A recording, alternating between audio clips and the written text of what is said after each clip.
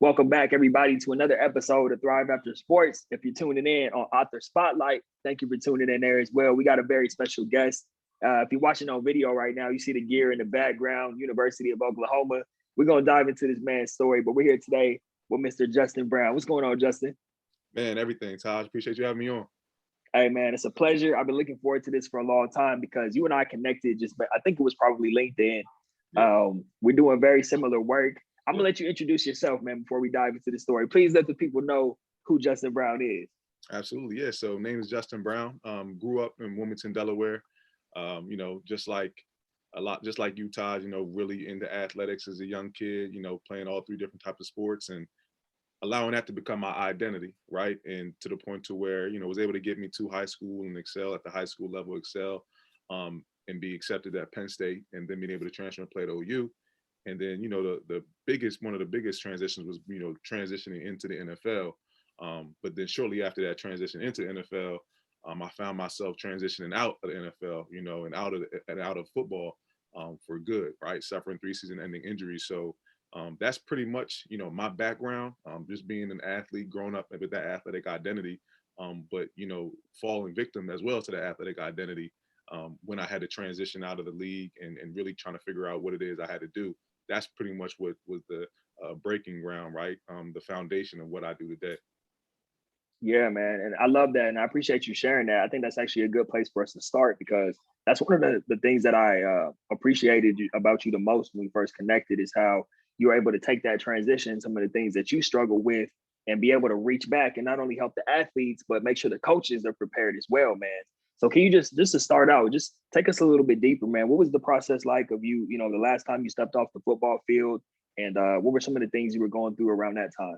Yeah, man, that's great. So, I mean, it really started probably about 3 years before I stepped off the football field for good, or before the game was removed from me. I had a conversation going into my second year with the Steelers, with Antonio Brown, just like, having a, off-season workout, probably one of the hardest workouts I went through, Todd, I ain't gonna lie.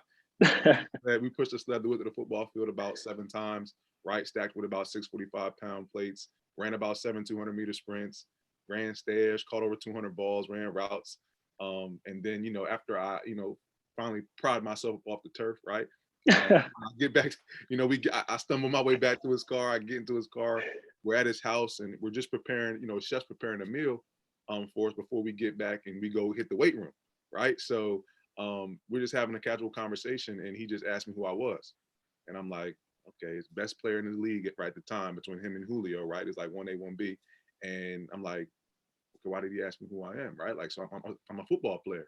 And then he looked me dead in my eyes. He was like, man, don't let this game do that to you. You're more than an athlete. Like, you're more than that. So I shrugged it off. Like, I'm like, okay, I guess he's just, dropping some gems as a vet, telling me what I'm supposed to, hear, preparing a life after sports. But then shortly after that season, I was released and picked up by the Bills.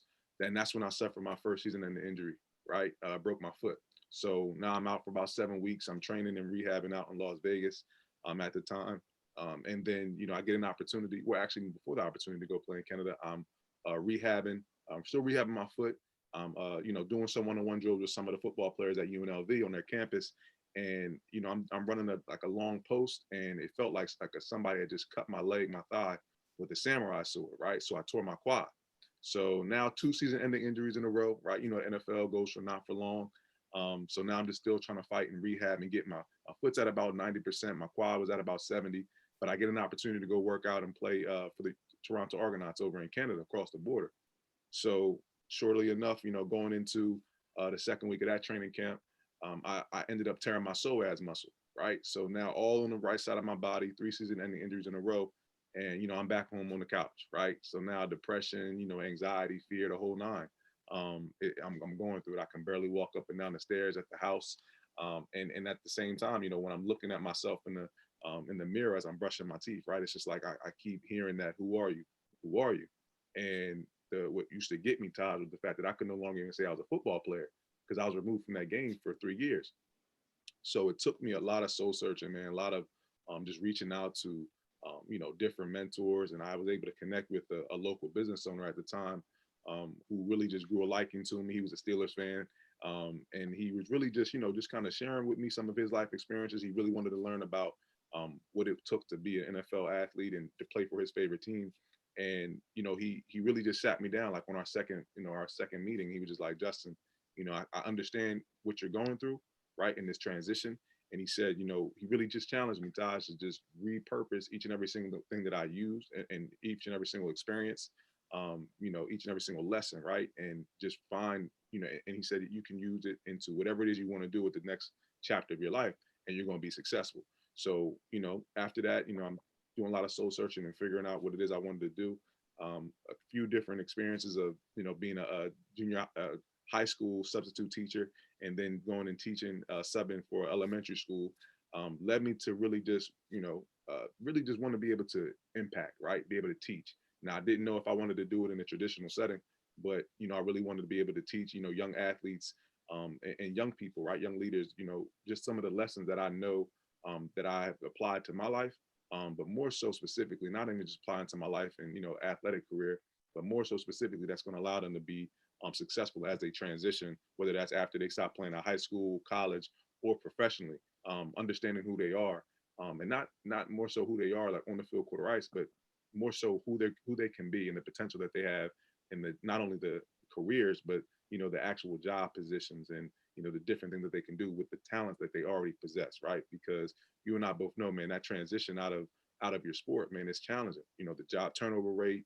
people feeling like the loss of identity, loss of that camaraderie, that locker room mentality, or that vibe, man. So that's one of the things that I want to be able to do, and repurpose, for the sake of the athletes that are coming up after us. Man, thank you for sharing that, Justin. There's so many gems in there, man. I want to double back to a couple of things that you shared, because I think it's so important for people to really hear what you're talking about, man. There's a lot that, because I've been through it too, and I know a lot of athletes listening have been through it. There may be some people tuning in who may be going through this at one point. And I think it's crazy, but not crazy, but crazy in a good way, that Antonio Brown is the one who told you that, don't let this game do this to you. You're more than an athlete. I think that's amazing, man. And that it was able to you were able to take that and really hear it and absorb it, so that a few years later, when you were making the transition, you could really apply that.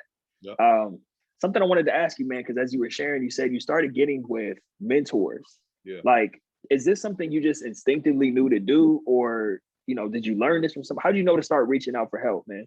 That's great, man. So, I mean, I think it's already embedded in us that we're supposed to be able to receive coaching, right? Like we don't get to the level that we went to without being able to receive constructive criticism, right? So, and at the same time, being in environments with people that are like-minded, that are working towards the same goals and dreams, right? That's just something I feel as though, just being a part of a team, since the young ages that we probably played at, it's just something that's embedded in us. So I know that with one of the key, contributing factors to my success getting to the collegiate level and even at the high school level and collegiate level and professional level, was the fact that I always went and competed with the best, and I always sought the best advice, the best coaching. So one thing, just even speaking to the mentor that I ran into, Mr. Eric Ames, and just speaking with him, knowing that, okay, he's already a successful business owner of 2 local businesses, right? This is someone that has some gems about transitioning, from maybe he transitioned from the corporate world, right, transitioning to being an entrepreneur.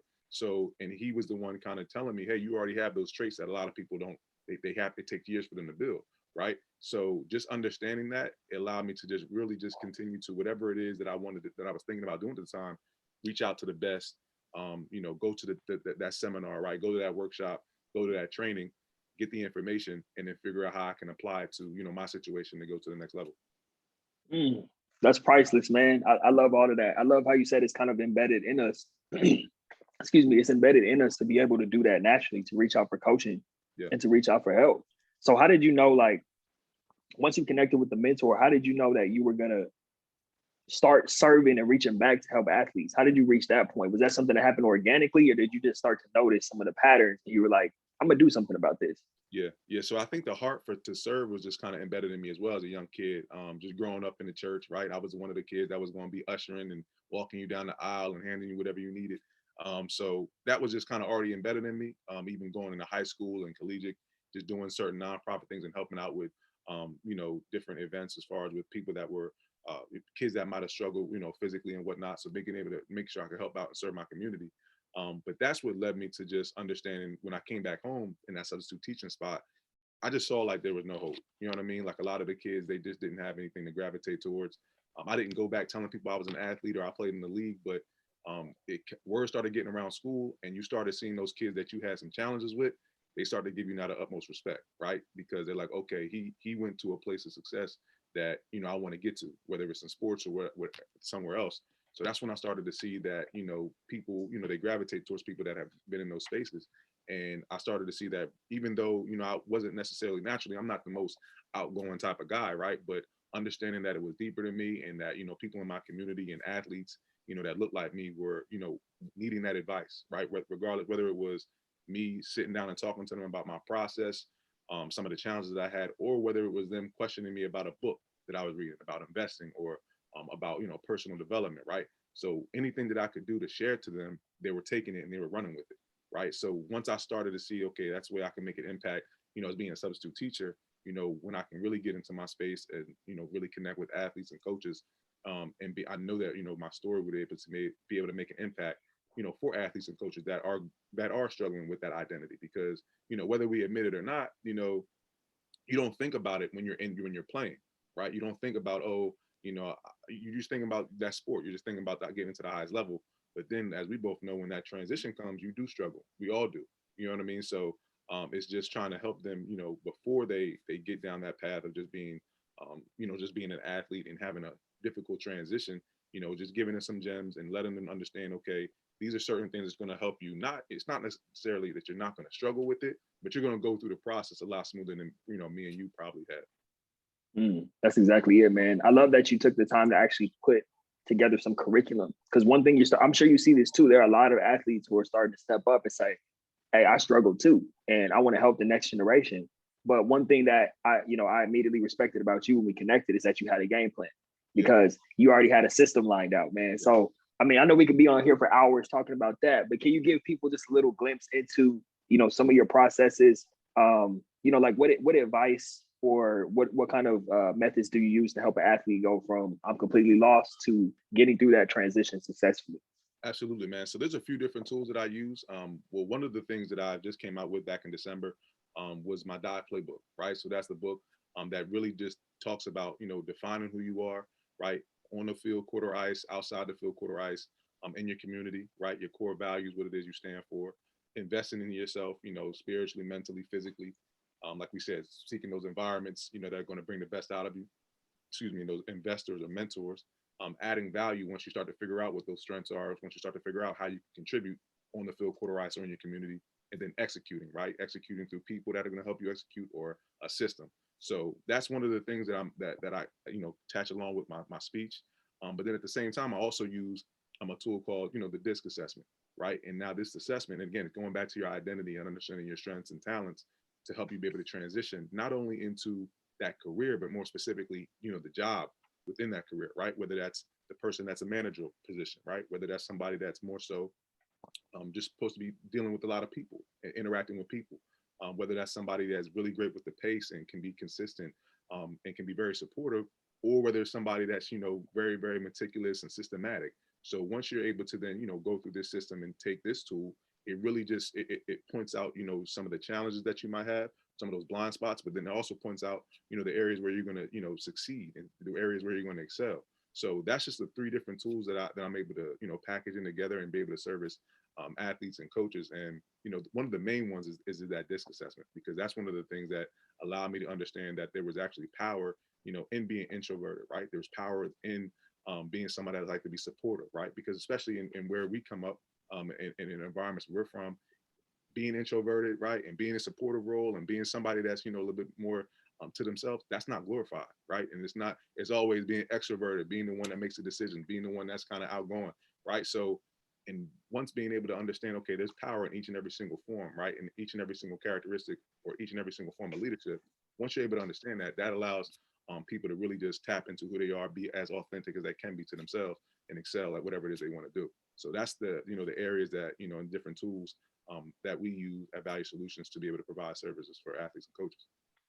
Man, I love that, man. I love that how you touched on introversion and that being a strength, because that's something you don't hear talked about, especially like you said, when you come from a certain background, especially even if you just talk about the athletic community alone, you wouldn't nobody would think it, man. By listening to us speak, nobody would guess that both of us were introverts. Yeah. You know, Yeah. like we can get on here and articulate ourselves, but that's only because we care about what we're sharing and we're trying to help people. Right. But just like you, man, there's nothing better than just complete silence and just reading a book or something. Gotta love it, man. That's it, man. That's it. That's it. And I think, like you said, man, because like you said, especially as athletes, we don't. It's not glorified. But then that's why you have a lot of athletes that like are even coming out now saying, "Hey, man, you know, I'm stressed, or I'm depressed, or I'm anxious," because you're trying to live up to the external expectations, to what people say you should, how you should be acting. You know what I mean? And that puts a lot of stress. And that's another thing about the tool. It's like it's about making sure that if whatever, regardless of whether you're whether you're being natural to yourself or you have to adapt, what's causing you the most stress? Because if it's causing you stress, you got to be able to put a system in place or put people in place that are going to help cover that blind spot. Because if not, you're going to be stressful and nothing happens when you're stressful at any point in your life. So I'm glad you touched on that, man. Yeah, bars. That's all I have to say about that, brother. That was bars right there. I want to dive more into the no pun intended, dive into the dive playbook, man. Yeah. About your book, man. How did this come about? Because you're already doing great work when you and I first connected. I think you might have told me when we first connected, you were either working on the book or thinking about working on the book. Yeah. And here it is, man. The book is officially out. I think it came out right around the holidays. Of 2020, right? Yeah. So what was the thought process behind that, man? Because, I just came out with my book around the same time. I always love to hear authors' backstory. Like not everybody, it may seem like it because we're in those networks of people who are writing books, but what goes into that? What was your thought process and why did you decide to write the Dive Playbook? Yeah, that's good, man. So I wanted to be able to repurpose, right, my challenges, repurpose some of the stories and some of the things that I know will be able to help, high school athletes, right? That's what it's targeted towards, middle school, high school athletes really understand the back end before they even get into it, right? So understand this is what you need to do, not only to, help excel on the field court ice, but also, as a person, right? So that's pretty much how that came about. I was working on the book for about, I'll say, at least about a year and a half before I actually put it out. And then even before I put it out, it was, especially with COVID and whatnot, I was really sitting on it at that point. And I was just like, and people were saying, hey, wait till everything kind of blows over. But me knowing myself, me being a perfectionist, I would have waited two years from now, just try to make sure everything was ironed out. So I really just wanted to set a date, put a date on it, and be able to put it out there, and just have it to be something that I could build off of, right? And just saying, okay, this is the first book, first project, but being able to have something to be able to build off of, and again, just add value. That's the main thing, and just the response that I've been getting off of just from the selling, and even just from having it to be like being like an opening card, right? Being something to where people can say, okay, this is an introduction to what it is that I'm about and what it is that I'm bringing to the market, right? About identity, understanding who you are, and continue to have that personal development, personal growth as you transition through the different levels. Yeah, I love that, Justin. That's huge, man. I love how you touched on not delaying, right? Like, because you could have easily, like you said, being a perfectionist, take some time. And I think a lot of people get caught up into that. Oh, it has to be perfect. Not that you want to put out some trash to people who don't respect it and want to read it, but it has to be a certain point where you have to let it go because every day it's not out. It's not helping people. So I'm glad that you went ahead and did it, man, because now your book is out there in the world, helping people, helping spread your message. So many gems there, man. You even talked about, I love how you shared that it gives you a glimpse or gives other people a glimpse into who you are and what you're about. You show up at an event, other people might be handing out their business card, but you're handing people a book. Yeah. That's a totally different ball game, and it's like, there's no way people look at it as like, let's be real, especially as a young Black man, it's great for anybody to write a book, but as a young Black man, I think it holds a little more weight. And when people see that you have a book, they're like, there's no way you can't be serious about what you're doing when you took the time to write a book about it, Absolutely, man. That's the icing on the cake. That's it. Another thing I wanted to touch on, man, is your thought process behind having curriculum and sharing information with coaches as well. Because it's one thing to put it all on the athletes and, help them get prepared, but you're like, I want to step in and make sure the coaches are doing their part too. What was your thought process behind that, man? Why is it so important for the coaches to be involved in that transition, or at least be helping prepare athletes for that stage? Yeah, because, and this, the coaches are the ones that they're around the most, right?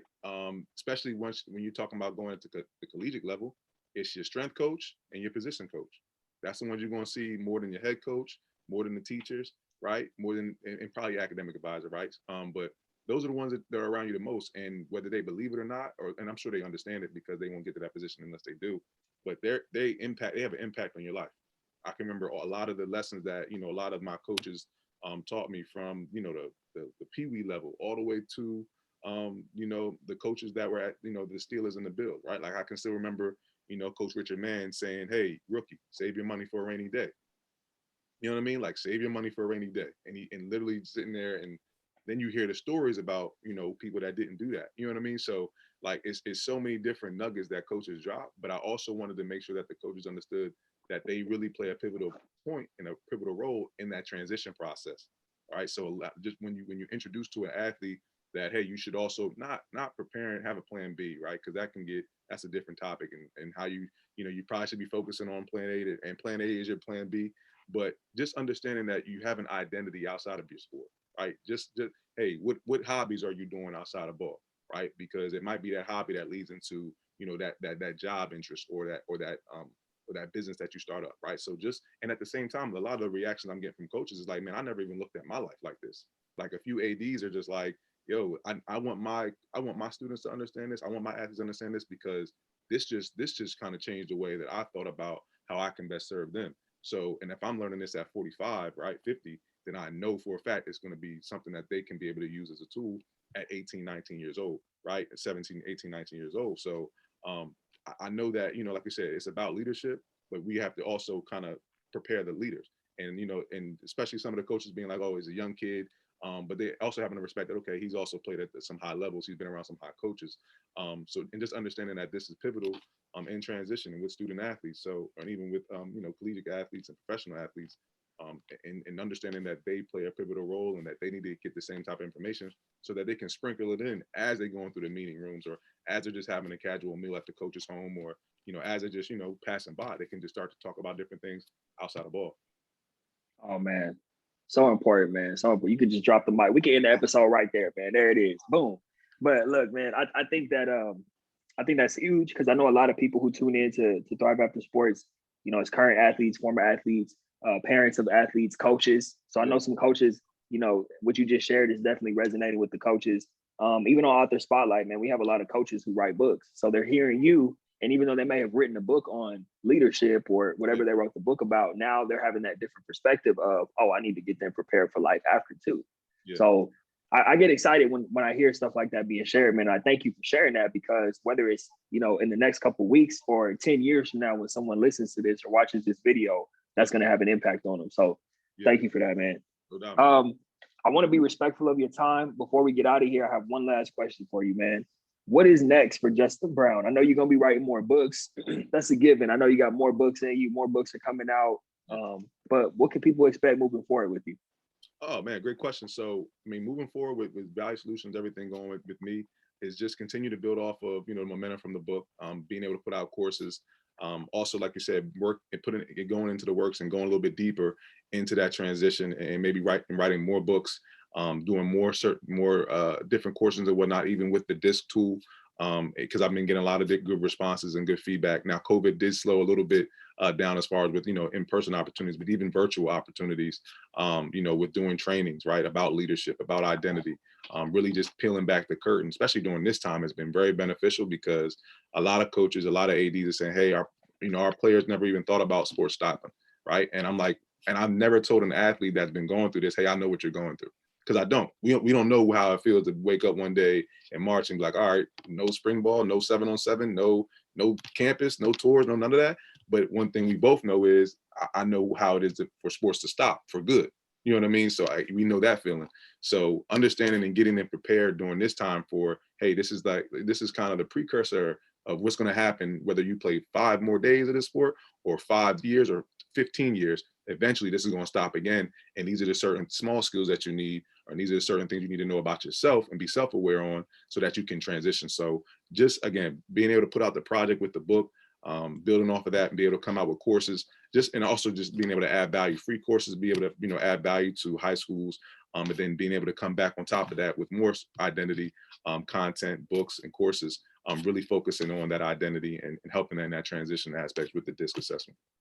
Yes, sir. Love it, man. I'm excited for that. I'm excited to watch you continue to run and flourish on your journey, because now at this point we're connected. We're running in the same direction, man. And Yeah. it's going to take a village, like I always say, for all of us to come together and help the athlete community. So thank you for the work that you do, man. And for anybody tuning in, if you want to stay in touch with Justin and follow what he's doing and tap in with the book and all the other great work he does, booking for speaking engagements, how can people get in touch with you, man? How can they follow the journey and reach out to you? Absolutely, man. So you can reach out to me through my website, www.justinbrownvs.com.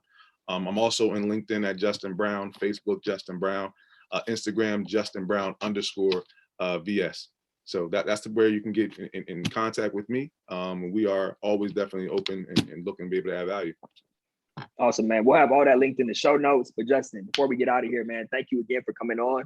Appreciate the value you shared. We can easily go another few hours, man. We'll save that for a separate episode. But thank you for all the work that you do, brother, and appreciate your time today. I know people are going to get a lot out of this, man.